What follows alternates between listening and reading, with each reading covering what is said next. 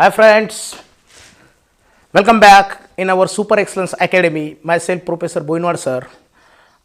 Friends, last time we studied about future tense. We studied about simple future tense in last period. Now we are discussing about the continuous future tense in this period. So friends, let's see.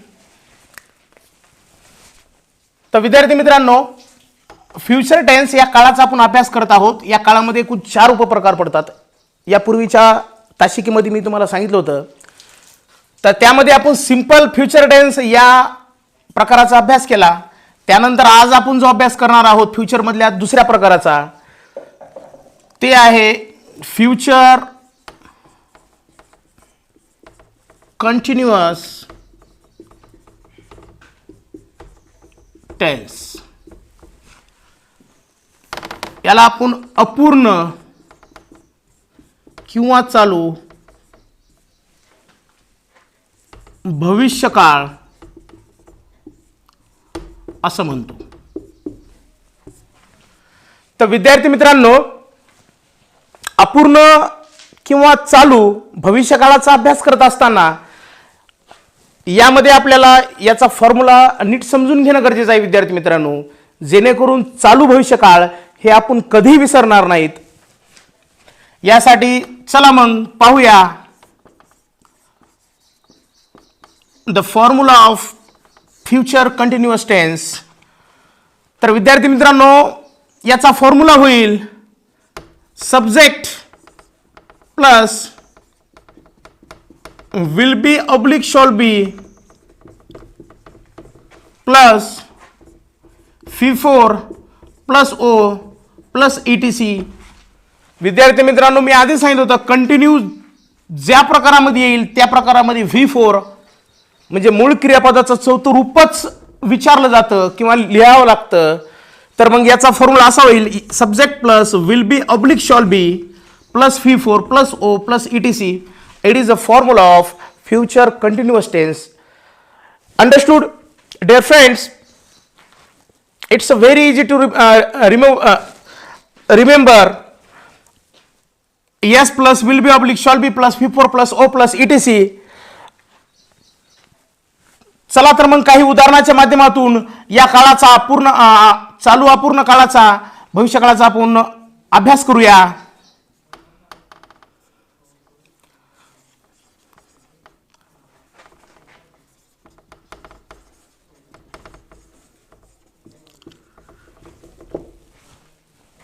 Past continuous tense हा वाक्य आहे विद्यार्थी मित्रांनो. हे आपल्याला convert करायचं आहे future continuous tense मध्ये. तर विद्यार्थी मित्रांनो, आयच्या नंतर तुम्हाला मी आधीच्या चार्ट मध्ये सांगितल्याप्रमाणे आय आणि वीच्या पुढेच शॉल बी आणि बाकी सर्व ही सी इट किंवा एखादं नाव असेल, ही असेल, यू असेल, दे असेल, या सर्वांच्या पुढे आपल्याला विल बी ही रचना घ्यायची आहे विद्यार्थी मित्रांनो. तर मग आय आल्यामुळे शॉल बी किंवा विल बी या दोनपैकी काही होऊ शकता. आय विल बी हे FIFORच आहे singing. I will be singing a song. अशा पद्धतीनं या प्रश्नाचं आपल्याला उत्तर करता येईल विद्यार्थी मित्रांनो. त्यानंतर आणखीन काही उदाहरणं पाहूया ज्यातून आपल्याला पूर्ण चालू भविष्यकाळाचा अभ्यास करता येईल.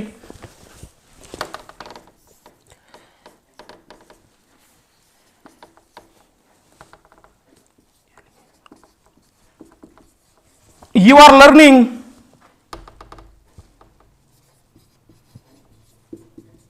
some things.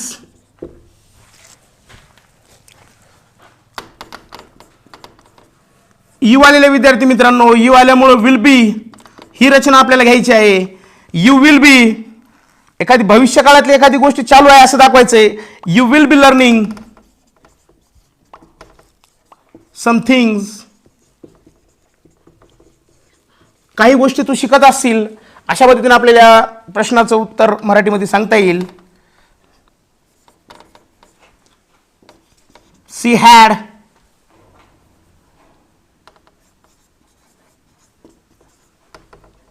come to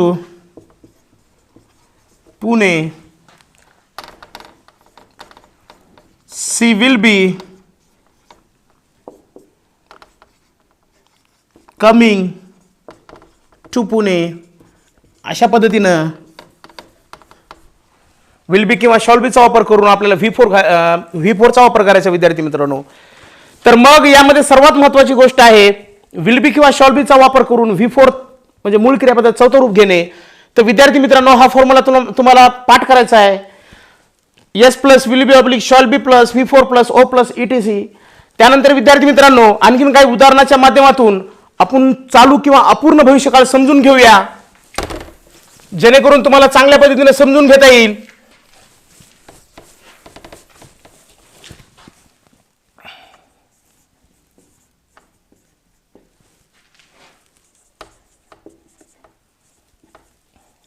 Ravi it's an apple हे सेंटेन्स आपल्याला कन्वर्ट करायचं विद्यार्थी मित्रांनो.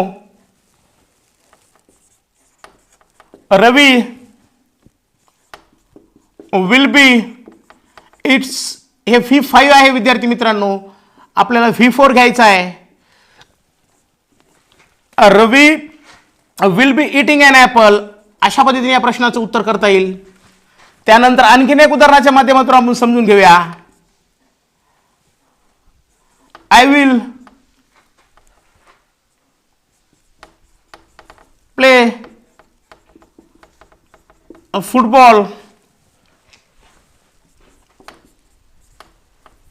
आयच्या नंतर तुम्ही विल घ्या किंवा मग विल बी घ्या किंवा शॉल बी घ्या.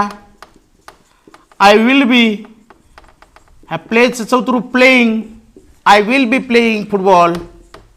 मी फुटबॉल खेळत असेल अशा पद्धतीनं या प्रश्नाचं उत्तर करता येईल. तर विद्यार्थी मित्रांनो हे वाक्य आपण फ्युचर कंटिन्युअस टेन्स मध्ये कन्वर्ट केलेले आहेत. वेगवेगळ्या प्रकारचे वाक्य दिले होते आणि ते आपण फ्युचर कंटिन्युअस टेन्स मध्ये कन्वर्ट केले. पण आता आपल्याला जो अभ्यास करायचा विद्यार्थी मित्रांनो तर तो असा आहे की या वाक्यांचं आपल्याला निगेटिव्ह सेंटेन्स बनवायचा आहे.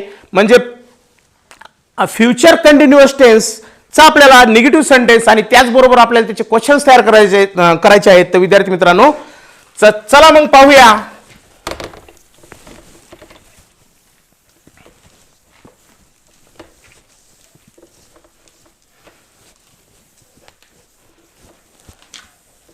सुरुवातीला आपण काही वाक्य लिहून घेणार आहोत.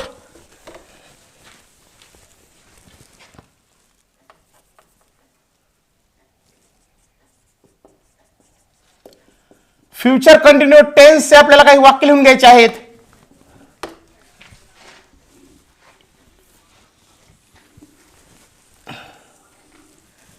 ह्याच वाक्याचं आपल्याला निगेटिव्ह सेंटेन्स बनवायचं आहे आणि हेच वाक्य आपल्याला त्याचे क्वेश्चन्स तयार करायचे आहेत. तर विद्यार्थी मित्रांनो I will be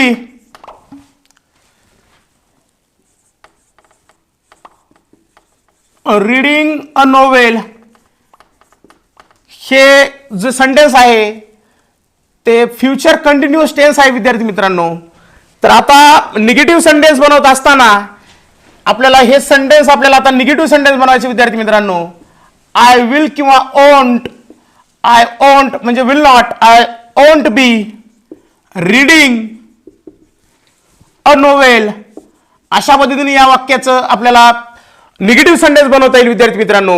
I will be reading a novel. I won't be reading a novel. विद्यार्थी मित्रांनो आता आपल्याला याच प्रश्नाचं क्वेश्चन तयार करायचं आहे. तर मग क्वेश्चन तयार करत असताना विल सुरुवातीला घ्यायचंय. सहाय्यकारी क्रियापद आधी घ्यायचे विद्यार्थी मित्रांनो. त्यानंतर सर्वनाम will I be reading. Will I be reading a novel आणि मग क्वेश्चन मार्क घ्यायचा विद्यार्थी मित्रांनो. तर हे तयार झालं या वाक्याचं क्वेश्चन तयार झालं विद्यार्थी मित्रांनो. तर मग हे झालं फ्युचर कंटिन्युअस टेन्स वाक्य. हे झालं त्याचं निगेटिव्ह सेंटेन्स. हे झालं त्याचं क्वेश्चन्स. अशाच आणखीन काही उदाहरणं पाहिजेत विद्यार्थी मित्रांनो जेणेकरून तुम्हाला फ्युचर कंटिन्युअस टेन्स त्यावर होणारे निगेटिव्ह सेंटेन्स त्यापासून तयार होणारे क्वेश्चन्स आपल्याला बनवता येतील आणि सहजरित्या तुम्हाला फ्युचर टेन्स किंवा कंटिन्युअस फ्युचर टेन्स समजेल, याबद्दल कुठलीही मी शंका व्यक्त करत नाही. तर विद्यार्थी मित्रांनो, त्यानंतर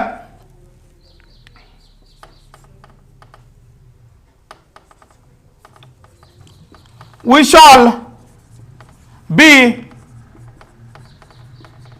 shall be speaking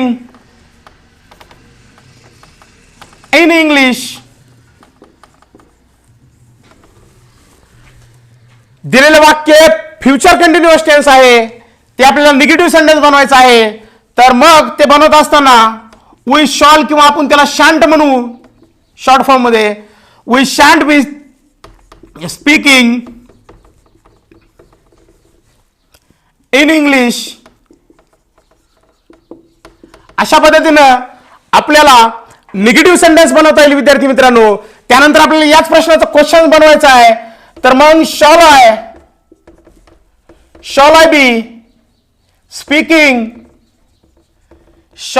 speaking in English. अशा पद्धतीनं क्वेश्चन तयार करता येईल विद्यार्थी मित्रांनो. त्याच नंतर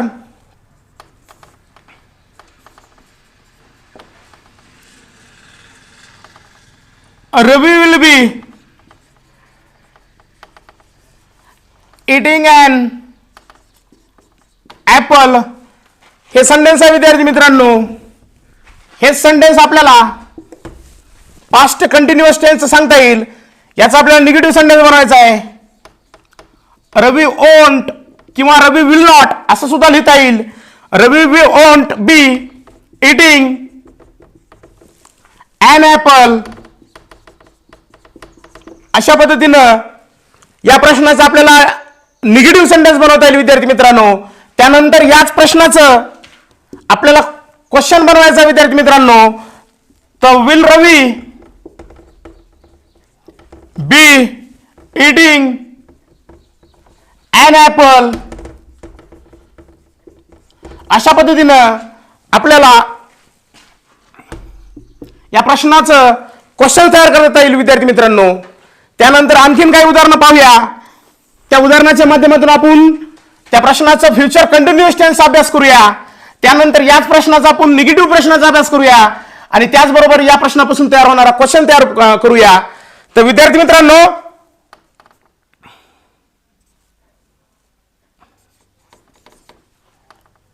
दे विल बी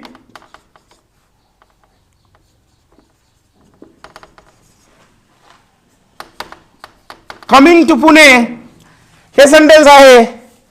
तर या प्रश्नाचं आपल्याला उत्तर निगेटिव्ह बनवायचं आहे. दे विल नॉट किंवा दे वोंट अशा पद्धतीनं दोन पैकी तुम्हाला काही लिहिता येईल. They will not be coming, they will not be coming to Pune असं निगेटिव्ह सेंटेन्स आपल्याला करता येईल. किंवा मग will they be coming to Pune असा प्रश्न तयार करता येईल विद्यार्थी मित्रांनो. Will they be coming to Pune अशा पद्धतीचा प्रश्न तयार करता येईल. आणखीन एक प्रश्नाच्या माध्यमातून आपण समजून घेऊया.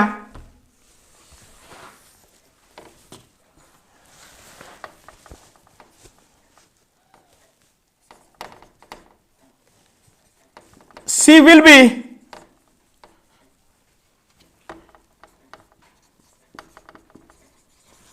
pushing to stone. हे सेंटेन्स आपल्याला तयार करायचे विद्यार्थी मित्रांनो. निगेटिव्ह सेंटेन्स बनवायचे. She won't be pushing to stone असं सेंटेन्स तयार करता येईल निगेटिव्ह सेंटेन्स विद्यार्थी मित्रांनो. त्यानंतर याच प्रश्नाचा आपल्याला क्वेश्चन तयार करायचं आहे. Will she be pushing